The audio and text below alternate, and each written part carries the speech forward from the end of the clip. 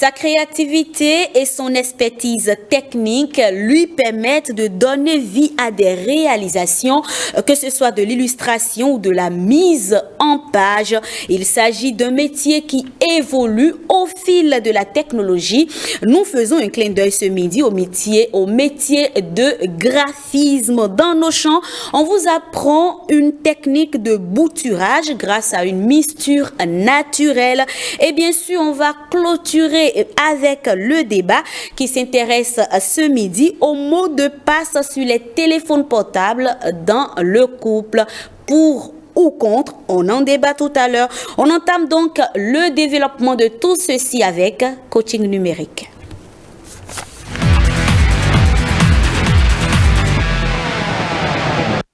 Après le métier de rédacteur web dont on vous parlait le lundi dernier par ici sur le rendez-vous de midi, on s'intéresse ce midi au métier de graphisme et surtout son évolution à l'ère du digital. Pour en parler, évidemment, notre expert maison en communication digitale, digitaliste et en intelligence artificielle, Ansbe Abalo. Bonjour. Bonjour, madame Rebecca. Comment vous allez? Ça va bien.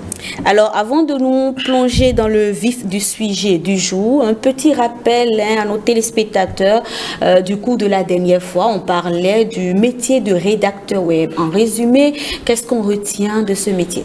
Merci beaucoup, madame Rebecca. Alors, la semaine passée, on a fait la lumière sur le métier de la rédaction web. D'accord. C'est un métier aujourd'hui, à l'aide de la digitalisation et des systèmes embarqués, on a besoin des rédacteurs web. Et un rédacteur web peut faire sa vie, d'accord, en rédigeant, en faisant des référencements SEO, en alimentant des pages de sites web, en alimentant des contenus pour des applications mobiles. Et c'est un métier d'actualité. Et ça n'a pas besoin d'un bac plus 5 d'abord, ou d'un bac plus 20, voilà, de formation certifiante. Tout à fait. Donc voilà un peu. Et on encourage beaucoup de personnes aujourd'hui, que ce soit les entreprises, à se faire former dans ce sens-là pour rédiger, parce qu'on est à l'ère de la création de contenu. Et il y a un aspect qui m'intéresse, particulièrement le coût, bon, pas le coût de la formation, mais la rémunération en 2 semaines. On a dit la dernière fois que un rédacteur web peut gagner combien en moyenne par semaine? Un bon rédacteur web peut être à 800 000 par semaine. 800 000 francs CFA par semaine. Tout à fait. Voilà, de quoi booster quand même les acteurs. Alors, monsieur Abalo, c'est quoi le graphisme et c'est qui le graphiste? Merci beaucoup, madame Rebecca. Alors, quand on dit graphisme, je dirais tout simplement que c'est de l'art. D'accord. Voyons la chose comme... regardez, dans l'ancien temps, bon, pas dans l'ancien temps, dans un passé récent, on parle de dessinateur. Oui. D'accord. Mais aujourd'hui, ce métier de dessinateur laisse place progressivement à du graphisme. D'accord. Alors, quand on parle de graphisme, c'est un métier du numérique et c'est toute personne ou tout processus permettant de proposer du contenu visuel. Du contenu visuel pour passer un message, pour passer une communication, pour donner l'information par rapport à X ou bien Y ou par rapport à des paramètres bien précis. Est-ce que vous voyez? Maintenant, le graphiste, c'est quelqu'un qui a appris le graphisme. C'est quelqu'un qui s'est fait former en graphisme et qui s'illustre aussi facilement et qui gagne sa vie. D'accord. Alors, comment devient-on graphiste? Merci beaucoup, madame Rebecca. Alors, pour devenir graphiste, c'est très simple. Il suffit juste de faire de formation en graphisme. Et la formation en graphisme nous sollicite et vous devez faire la formation, par exemple, en Photoshop. Une formation en Photoshop, une formation en Illustrator, une formation en e-design qui vont vous permettre maintenant, ces formations vont vous permettre maintenant d'avoir le type de graphisme. Et ce qui est intéressant, et je veux rappeler, c'est que ça n'a pas besoin d'un diplôme donné avant d'être graphiste. Si vous avez la compétence, on va vous demander qu'est-ce que vous avez déjà réalisé une fois. Ah, telle affiche, c'est moi qui ai fait. Telle application mobile, c'est moi qui ai dessiné les écrans. Tel site web, c'est moi qui ai fait les bannières. Dans ces conditions, avec ces références-là, les gens vont vous commander. Et sans montrer un diplôme quelconque, vous avez la possibilité de gagner votre vie. Et je profite pour exhorter la jeune génération, d'accord, les étudiants, les bacheliers, même ceux qui sont en seconde, première, terminale, qu'il faut s'intéresser à la chose. Imaginez quelqu'un qui a graphisme. Imaginez quelqu'un qui avait 20 ans en 2004. 2024, maintenant, il aura 40 ans. S'il avait croisé les bras, il disait, bon, je veux du boulot, je veux du boulot. Le gouvernement en place n'a qu'à me donner du boulot. Ça fait le troisième gouvernement depuis 2004. Général Mathieu Kérékou, Dr Boni Yahi et président Patrice Talon. Donc aujourd'hui, c'est pas un gouvernement qui fait quelque chose. C'est toi-même de par ta curiosité. Et on dit que tu vas à la quête au fait de l'information. On dit que sur les 10 hommes les plus riches, 8 sont dans le domaine du numérique. Donc si on te parle du numérique, c'est que tu dois quand même être actualisé. Même si tu as ton boulot aussi, tu dois faire un recyclage. Si tu es chef d'entreprise, tu dois te recycler. Parce que si tu es chef d'entreprise, tu ne maîtrises pas le numérique, tes employés vont te dribbler. Alors la formation pour devenir un graphiste peut durer combien de temps environ? Alors, pour quelqu'un qui est sérieux, qui est discipliné, en 6 semaines. En 6 semaines? En 6 semaines. Donc, 1 mois et demi? Un mois, 1 semaine. 1 mois, 2 semaines, voilà. 1 mois, 1 mois et demi. En 6 semaines, vous devenez un très bon graphiste. D'accord. Parce que, qu'est-ce qu'il vous faut? Il vous faut juste un ordinateur. On vous installe les outils du graphisme. Et vous apprenez ces outils. Oui. C'est un peu comme on manipule les WhatsApp aujourd'hui, les Facebook. Les jeunes préfèrent la distraction plutôt que d'apprendre au fait. Tu fais l'autodiscipline, tu pratiques 1 semaine, 2 semaines, 3 semaines, tu es compétente et puis tu fais sortir des affiches. En moyenne, une affiche peut coûter en moyenne 15 000 francs CFA. Imaginez dans un mois, vous faites 10 affiches dans un mois, ça fait 150 000. Déjà. Alors, quelqu'un qui est dessinateur de base peut simplement actualiser ses connaissances et devenir graphiste. Et il ira très vite. Parce qu'il a déjà l'art. Il a déjà le compas dans l'œil, comme on le dit. Est-ce que vous voyez? Donc, il a déjà une base. Exactement, il a déjà une base, oui. D'accord. Alors, quels sont les débouchés pour quelqu'un qui suit une formation de graphisme? Très bien. Alors, déjà, le premier débouché qui frappe à l'œil tout de suite, c'est graphiste. Si tu fais la formation en graphisme, tu es graphiste. Ensuite, tu peux être formateur parce que tu connais déjà la chose. Donc, tu peux transmettre la chose. Ça fait déjà 2 débouchés. Troisième débouché, tu peux être... tu peux dessiner, d'accord, les écrans des applications mobiles. C'est-à-dire qu'on a besoin, on les appelle les UI uniques. C'est qu'on a besoin de toi. WhatsApp qui est là, c'est quelqu'un qui a dessiné chaque écran. Le logo, par exemple. Donc, on a besoin de toi pour faire des applications mobiles. On a besoin de toi pour développer des sites web. Par exemple, les bannières des sites web qu'on voit, c'est des graphistes qui font au fait le travail à la base et qui remettent ces travaux-là aux développeurs qui mettent maintenant, qui agencent et mettent le code derrière pour donner vie au fait à ces écrans dessinés. D'accord. Oui. En gros, c'est que avant qu'on ne sorte une application, tout à fait. Beaucoup de personnes travaillent autour. Donc, on va retrouver un graphiste, un web designer. Tout à fait. Est-ce qu'il y a une différence entre un web designer et un graphiste? Non. Non. Parce qu'un bon graphiste doit être un web designer. C'est-à-dire qu'il propose de contenu graphique pour donner vie à un site web, pour donner vie à une application mobile, pour donner vie à un portail web. D'accord. Oui. D'accord. Lorsqu'on parle, on va revenir quand même sur le métier de développeur. En son temps, on va en parler. On va en parler. Oui. Alors, un graphiste peut gagner en moyenne combien par semaine, par mois? Alors, un bon graphiste, minimum 1 million. Wow. Oui, minimum. Parce que je vous assure, on fait, quand vous demandez... Par mois ou par semaine. Imaginez la conception d'un logo. Pour une entreprise. Oui. On peut facturer jusqu'à 3 millions, 4 millions pour faire un logo. Tout dépend. Tout dépend. Est-ce que vous voyez? Tout dépend de la façon dont tu vends tes compétences. Sinon, un bon graphiste, c'est d'abord un communicateur. Parce que si tu veux, tu as de l'art dans la main, tu dois bien communiquer. Et regardez les pages Facebook qui sont en train d'être créées. Ces pages-là ont besoin, au fait, des images. C'est les graphistes qui alimentent. Les sites web, ce sont les graphistes. Les applications mobiles, si on n'a pas les graphistes, pour faire la mise à jour d'une application mobile, on a besoin du graphisme. Et les marques également de vêtements et autres. Il faut toujours prendre part un graphiste. Il faut faire un graphiste. Et là, si tu es très bon dans ton domaine, forcément, c'est que tu mets également le prix qu'il faut et forcément, tu as de la clientèle. Tout à fait. Les grandes marques aujourd'hui ne lésinent pas sur leur image sur les réseaux sociaux. Un logo, tu peux donner une faux format et mettre 10 millions pour faire la conception d'un logo. D'accord. Oui. Merci beaucoup. En somme, on retient que le graphisme est un métier d'avenir en raison de la croissance de l'industrie, de l'importance accrue accordée à l'image de marque, de l'évolution des technologies et bien sûr de la demande croissante pour le contenu en ligne. Ansbert Ballot, merci. Je rappelle que vous êtes digitaliste et expert en intelligence artificielle et avec vous, on parlait du métier de graphisme à l'ère du numérique. Bel après-midi à vous. Merci Je beaucoup. vous retrouve la semaine prochaine par ici. Et à votre suite, on enfile nos bottes, direction nos champs dans Ça pour ça.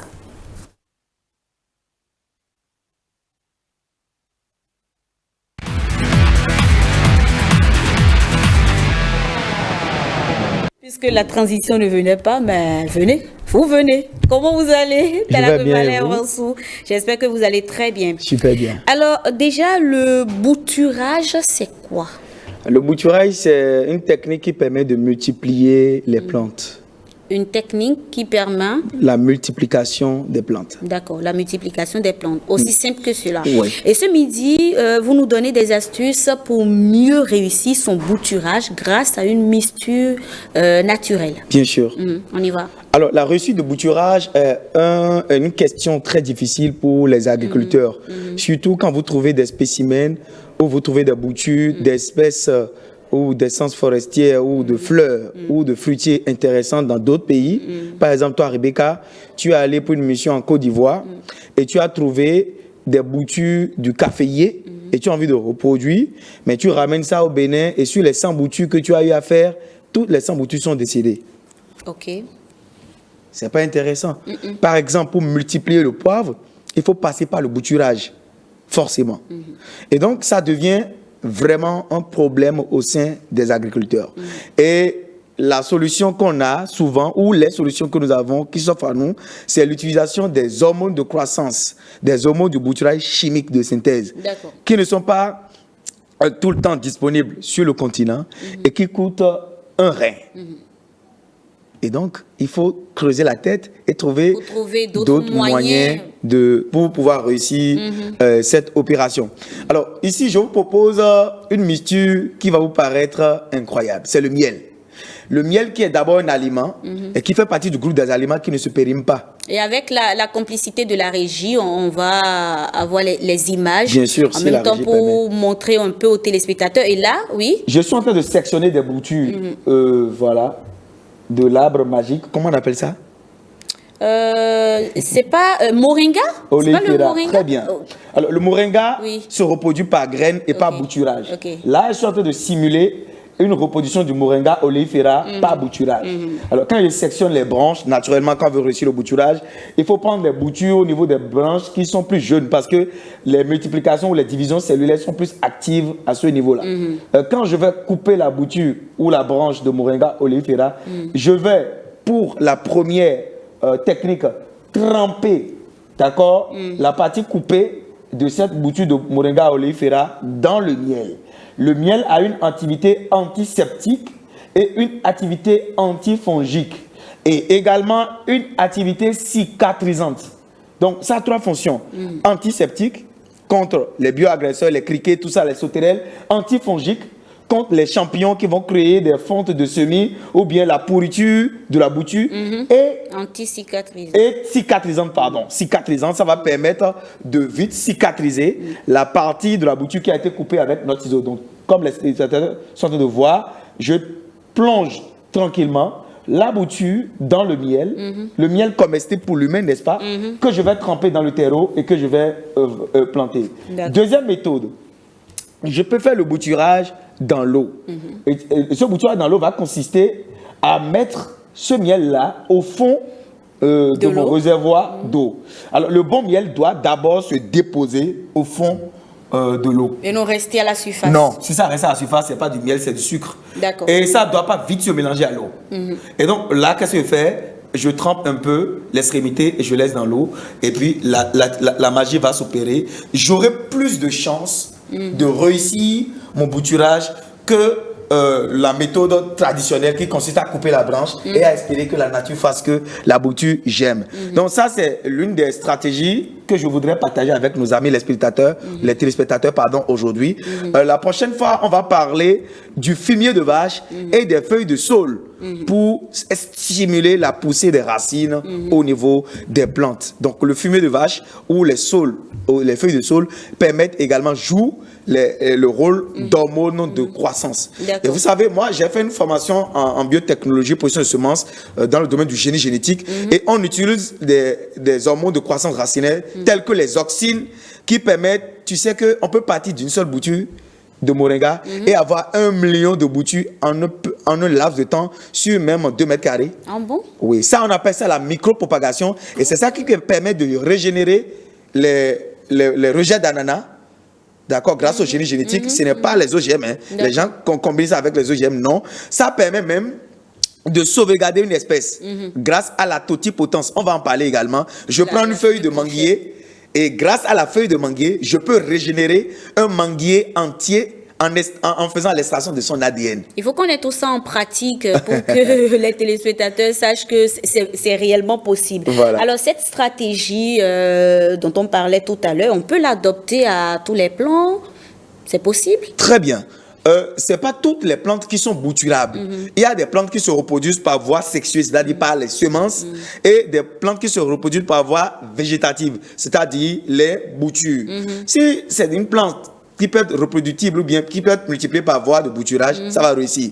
Mais si tu prends par exemple une plante qui ne peut pas être multipliée par bouture, par exemple les manguiers dont le bouturage nécessite une certaine condition, tu auras beaucoup de mal. Ça va pas, donc, ça sera compliqué, mais pas impossible. Pas impossible. Je parle des plantes qu'on bouture déjà, les fleurs, les plantes ornementales qu'on a chez nous et dont le bouturage est limité à cause des champignons, à cause des insectes et à cause des bioagresseurs. Le miel permet de cicatriser naturellement, de lutter contre les insectes, les bioagresseurs et de lutter contre les champignons qui vont entraîner la mort de notre bouture ou bien l'échec de notre bouturage. Talagwe Valère Onsou, merci. Avec vous, on en apprend toujours un peu mieux, un peu plus sur l'agriculture moderne et rentable surtout. Je rappelle que vous êtes expert en agriculture rentable et avec vous, on parlait justement de comment réussir son bouturage grâce à une mixture naturelle. Bel après-midi à vous, Talagwe Valère Onsou. Alors déjà, avant de partir, mot de passe dans le couple, pour ou contre? Je suis pour si c'est l'homme qui exige, mais si c'est la femme, je suis contre. Ok, vous êtes pour si l'homme a de mots de passe sur son téléphone. L'homme doit avoir de mots de passe sur son téléphone. L'homme doit avoir de mots de passe sur son téléphone. Mais la femme ne doit pas avoir de mots de passe sur son téléphone dans un couple parce que ça cache quelque chose. D'accord. Bel après-midi, Talagwe Valère Onsou. Celle qui a dit moi aussi. On installe le débatteur pour le débat du jour. On y va.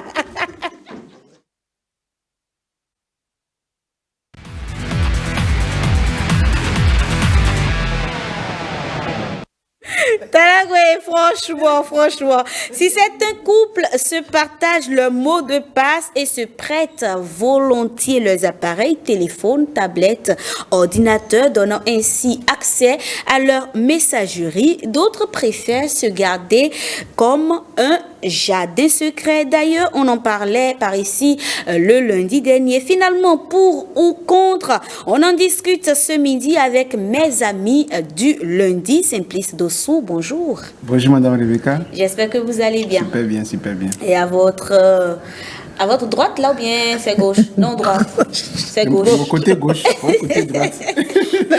On a Leslie Messi là. Leslie, un plaisir de vous retrouver par ici ce lundi. J'espère que vous allez très bien. Super bien. Quand je vous vois déjà, Rebecca, vous illuminez ma journée. Oh là là, mais je suis flattée, c'est gentil. Merci. Et en face de vous, monsieur, madame Diane Adossou, bonjour et merci de rejoindre l'aventure. Vous êtes entrepreneur et coach certifié des couples et familles. Un plaisir de vous avoir par ici. Merci, le plaisir partagé. D'accord. Alors, chers amis, pour vous, que représente la confiance? Simplice Dossou, quand on parle de confiance en général, pour vous, la confiance représente quoi? Merci beaucoup. Et quand on parle de confiance, quand nous abordons le domaine du foyer, Et la confiance... J'ai dit la confiance en général. De façon générale. Oui. Okay, la confiance générale, c'est cette tempérance qu'on a vis-à-vis de quelqu'un. Et quel que soit ce qu'on entend, quel que soit ce qu'on voit de lui, on a cette assurance que cette personne ne peut en aucun cas me tromper. Donc on a cette assurance en lui, on a cette foi, je vais dire, en lui. Et même les yeux fermés, on est rassuré. C'est ça la confiance, en règle générale. En règle générale. D'accord. Lorsque, bon, si vous non, me permettez. Vous n'avez pas fini. Lorsque nous venons dans le couple, ça a plus de poids. D'accord. Que la façon générale. Je ne veux pas que vous abordez l'aspect du couple. Leslie, oui, bien sûr. La confiance au sein du couple. La confiance au sein du couple, c'est, voilà, je dirais, c'est juste se faire confiance. C'est quoi ce que votre mari vous dit ou ce que votre femme vous dit, sans poser des questions.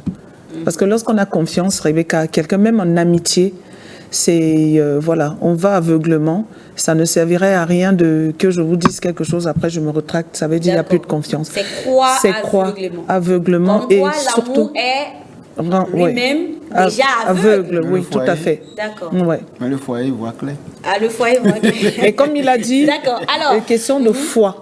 Voilà. C'est une question de foi. Oui, parce qu'avec Dieu, c'est pareil.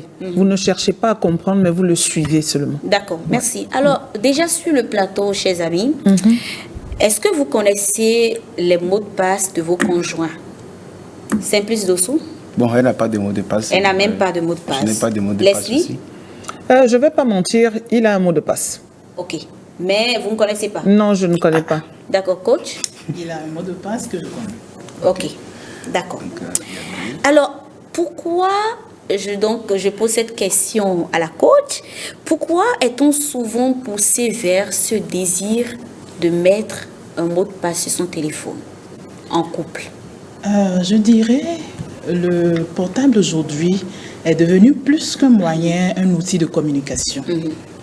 Par le portable, on a accès à son compte bancaire. C'est devenu aussi un outil de travail aujourd'hui. Donc, pour sécuriser ces données, on est poussé à mettre un mot de passe. D'accord. En cas de vol, par exemple. Donc, je dirais c'est ce qui nous pousse à mettre un mot de passe sur notre portable. Pourquoi sent-on le besoin de connaître le mot de passe de son conjoint ou de sa conjointe? Parce que, je dirais, dans le couple, il faut de la transparence. Ça, quand tu connais le mot de passe de la personne, tu es rassuré et tu te dis que cette personne n'a rien à cacher. Non, allez-y, je vous suis. Donc, c'est un peu ça. Tu te dis cette personne, ça solidifie la relation, la confiance au sein de la relation. D'accord. Alors, oui. Je peux rajouter vite fait. Oui, Madame Rebecca, aussi pour enchérir ce qu'elle disait, le mot de passe est très important parce que je ne souhaite pas quelque chose peut arriver à votre mari, il décède et vous avez besoin d'un code qui a pour correspondance à la banque. Que vous devez faire un retrait. Pourquoi c'est la banque tout de suite? Pourquoi vous faites allusion à ces... Oui, parce que c'est non, vous devez aller à la banque. Oui, parce que vous devez aller à la banque. Par exemple, si vous n'avez pas de moyens, il faut préparer ses obsèques, il faut recevoir la famille, il faut s'occuper des enfants. Donc voilà, pour moi, c'était pour enchérir ce que la dame disait. Ouais. Alors, Simplice Dossou, vouloir connaître le mot de passe de son conjoint ou de sa conjointe, est-ce que ce n'est pas ressenti un besoin de contrôler l'autre?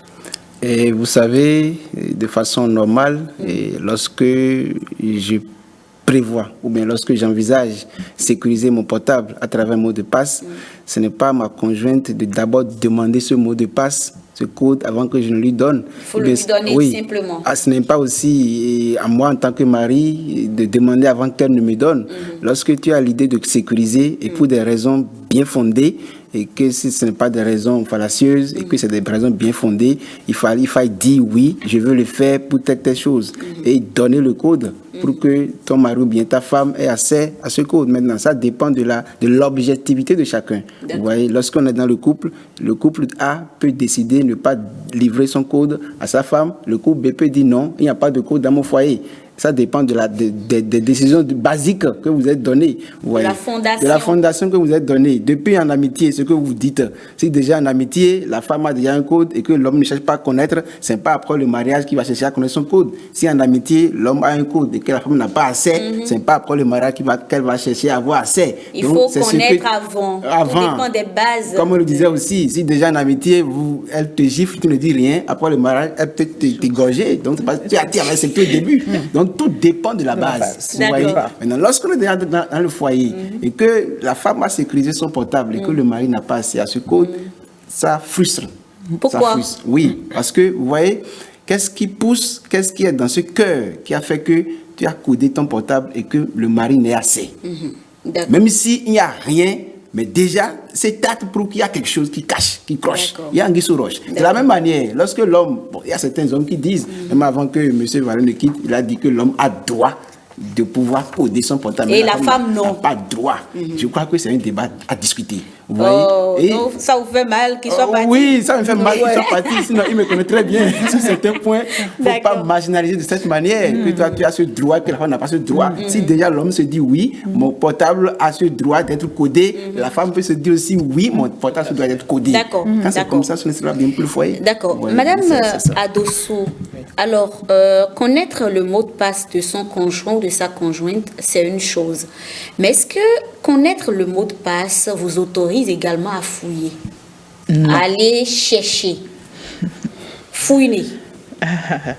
Voilà, c'est deux choses différentes. Oui. D'avoir le mot de passe et de se permettre d'aller fouiller le portable de son conjoint. Moi, je dirais ça, c'est un manque de respect. C'est un manque de respect. C'est un total manque de respect. Aussi bien du côté de la femme que du côté de l'homme. Du monsieur. Parce que qu'est-ce qui te pousse à aller fouiller le portable de ce dernier-là?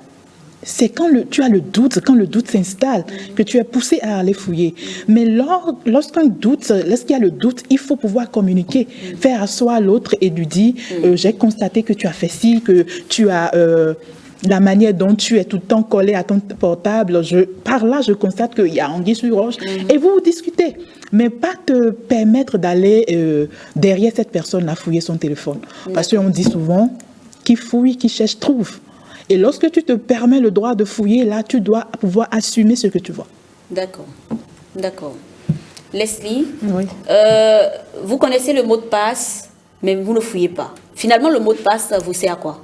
Eh bien, si je connais le mot de passe, Madame Rebecca et tous les spectateurs, on fouille en l'être humain. La curiosité, ça monte l'adrénaline. Je vous jure que donner le mot de passe à 10 femmes, sur 11 fouilleront à la fin des comptes. Parce que c'est comme ça. C'est comme un connaître, c'est fouiller. Oui,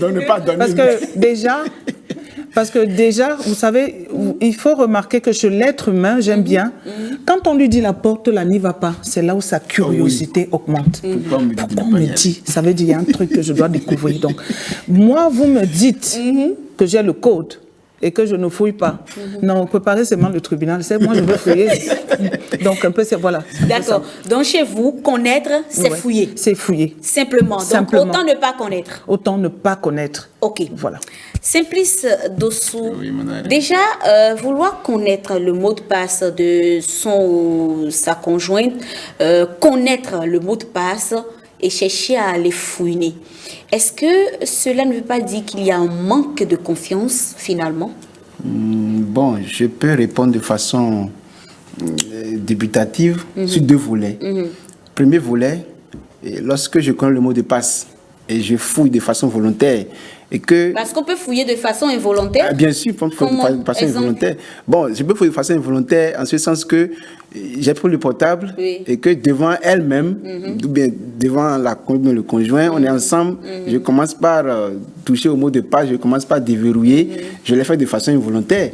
Mais de façon volontaire, elle n'est pas là, ou bien il n'est pas là. J'ai pris son portable. Ou sur la base de ce que j'ai entendu, bien, en tout cas, mais ce sont des pistes qui alertent la méfiance, vous voyez. Déjà que l'idée de fouiller, tu veux fouiller pour voir quoi? Ça veut dire que tu soupçonnes quelque chose. Donc, si la confiance était à un pourcentage donné, ça commence par descendre, vous voyez. Et surtout que quand c'est fait à l'insu de l'autre, ça déjà, il y a une crise de confiance. Mais est-ce que la confiance exclut le contrôle? Ça n'exclut pas le contrôle, mais quand on dit la confiance n'exclut pas le contrôle, quand tu contrôles tout, le contrôle tue le contrôle. Vous voyez, finalement, ça devient inutile. Bien vrai, il faut avoir l'œil sur ça.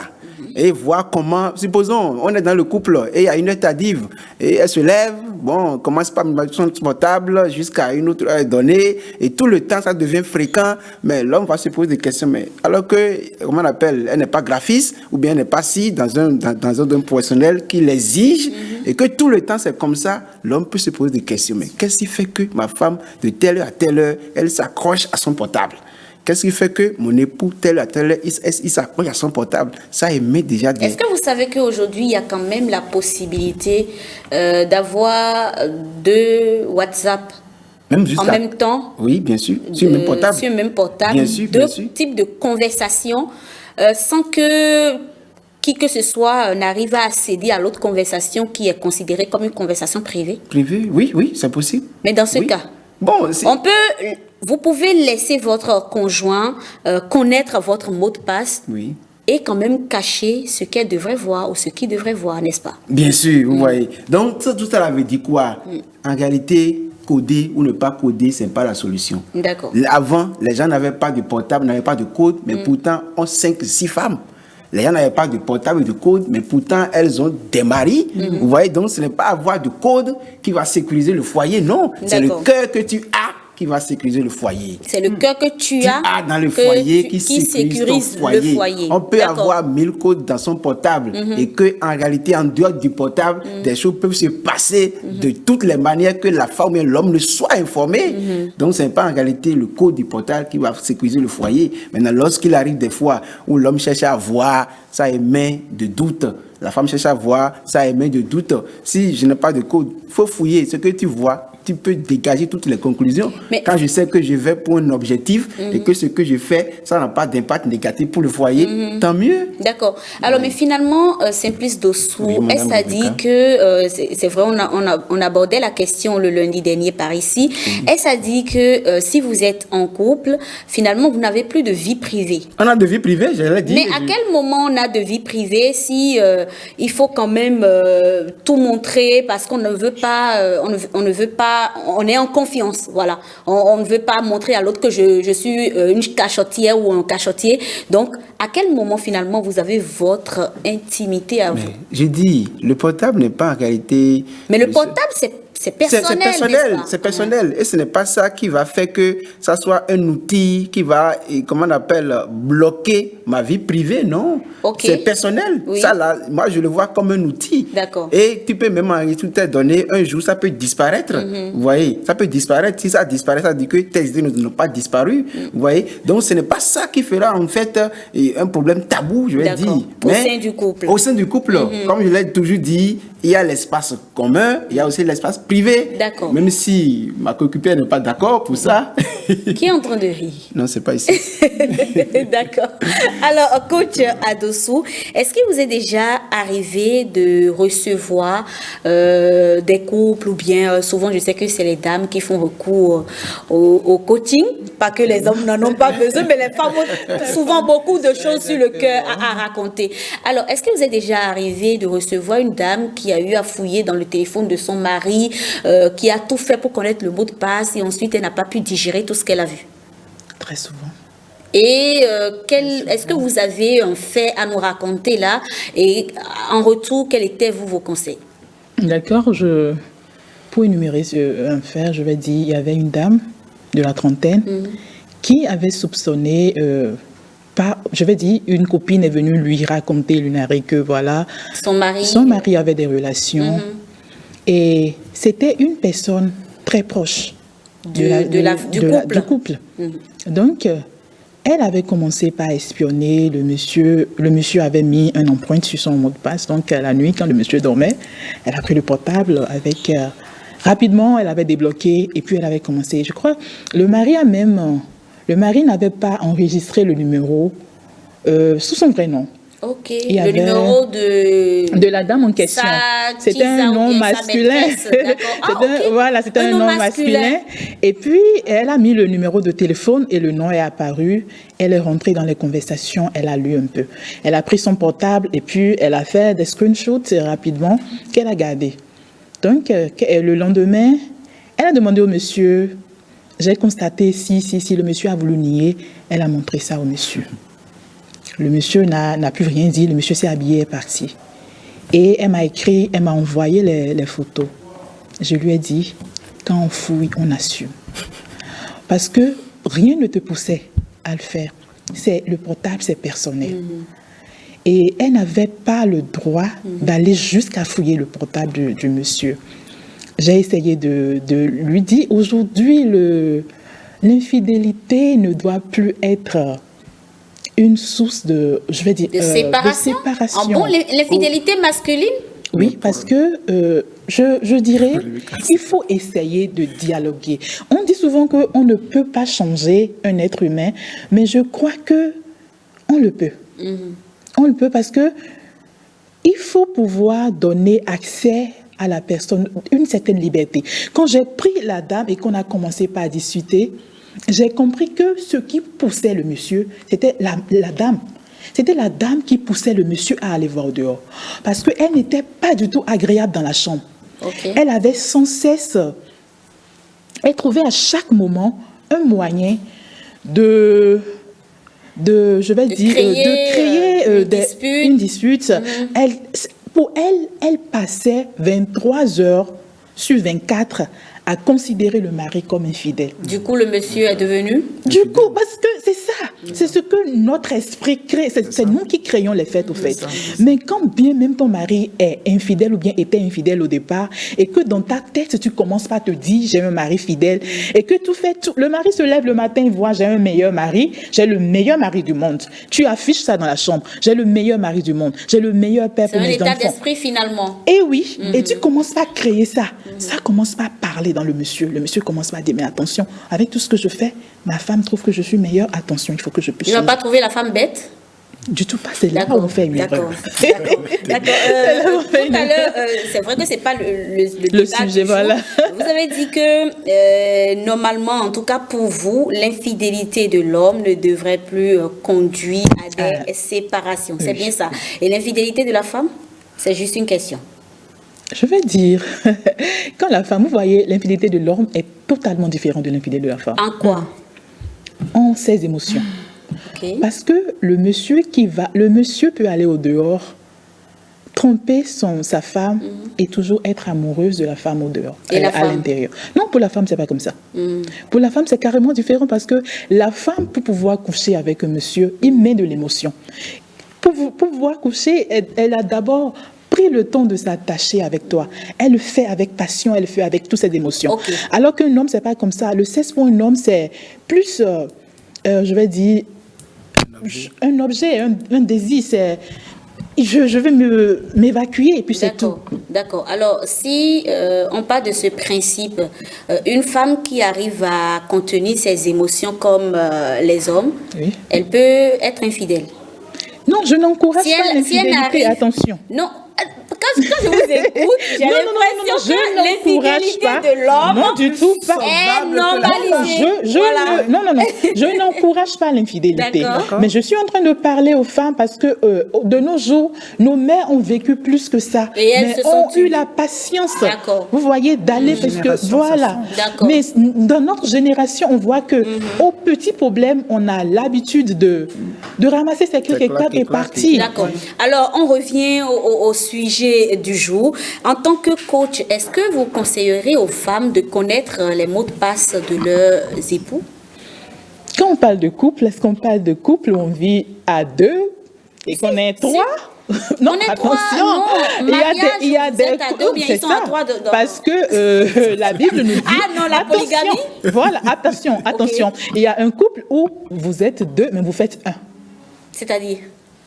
La Bible a dit l'homme quittera son père et sa mère. Et vous êtes un. Il y a des couples où vous êtes... Vous êtes deux, vous faites deux. Ou vous faites trois, ou vous faites quatre, ou plusieurs. Dans ces cas-là... Dans ces cas-là, c'est à vous de vous asseoir et de définir. C'est dès la base qu'on définit. Mais quand c'est un couple où vous êtes réellement un uni, je crois que la transparence est nécessaire. Vous devez pouvoir tout dire, essayer d'être franc l'un envers l'autre. Oui, au fait, Madame Rebecca, si vous permettez, je reviens rapidement sur un fait où il parlait par rapport au numérique, d'ailleurs, au début. Vous savez, aujourd'hui, la technologie a tellement évolué que je n'ai plus besoin d'avoir le mot de passe de mon mari. Moi, je l'ai vécu spécialement. Mon portable était clowné, donc au moins de messages, lui, il recevait chez lui quand je reçois. C'est lui qui a clowné? Tout à fait. Voilà, donc c'était juste ce paragraphe que je voulais rajouter. Vous donnez des astuces aux femmes, là? Non, c'est quelque chose que j'ai vécu. Hein. D'accord. Et j'ai pris ça m'a traumatisé. Je vous jure. Je ne sais pas. Parce que je n'ai pas, justement, je n'ai pas cherché. Oui, tout à fait. Et on était au salon et je recevais les messages. Il lisait ça aussi. Il lisait automatiquement. Ok. Dans coaching numérique, je vous donne le rendez-vous. Dans coaching numérique, du lundi prochain, je vous donnerai les astuces maintenant. Vous allez fouiller ou pas? Alors, Monsieur Simplice Dossoua, le refus, quel impact le refus de communiquer son mot de passe très rapidement à son conjoint ou à sa conjointe pourrait avoir sur la vie du couple? Oui, premièrement, d'abord, il y a la méfiance. Lorsque le mari ou bien la femme refuse de communiquer son mot de passe, il y a d'abord la méfiance. Même si rien n'y était, déjà psychologiquement, les deux ou bien chacun aura ce coup en lui-même. Vous voyez. Autre impact encore aussi, il aura une séparation du cœur. Et quand le cœur est séparé, les idées sont séparées, finalement, il y a séparation du corps. Et quand on arrive à ce point, c'est sûr qu'il aura une crise pour le foyer, pour le couple. D'accord. Alors, finalement, mot de passe sur son portable dans le couple, pour ou contre, Simplice? Mot de passe sur son portable dans le couple, pour si les deux s'entendent, communiquent. D'accord. Contre, si les deux communiquent. Contre si l'un refuse. Si l'un refuse. D'accord. Et Leslie? Oui. Mot de passe, oui. La question c'est... Pour ou contre mot de passe dans le couple? Je suis pour. Pour? Oui. On doit connaître. On doit les deux. Vice-versa. Voilà. Ne rien se cacher. Pour, mais on partage. Pour, mais on partage les mots de passe. Je connais mon mot de passe, je connais pas. D'accord. Voilà. Merci, chers amis, pour ce moment de partage d'idées. On dit souvent que la curiosité est un vilain défaut et qu'elle aurait même conduit le chat à sa mort. Ceci pour vous dire, chères dames, chers hommes, ce qu'on ignore ne peut pas nous faire du mal. Et puis pour finir, la vie est simplement un choix. Donc chaque couple décide en fonction de la confiance installée au commencement même de la relation. Merci pour votre fidélité à cette tranche. Prochain rendez-vous demain à 12h. En attendant, s'il vous plaît, prenez bien soin de vous. Bye bye. Donc on revient, le débat est...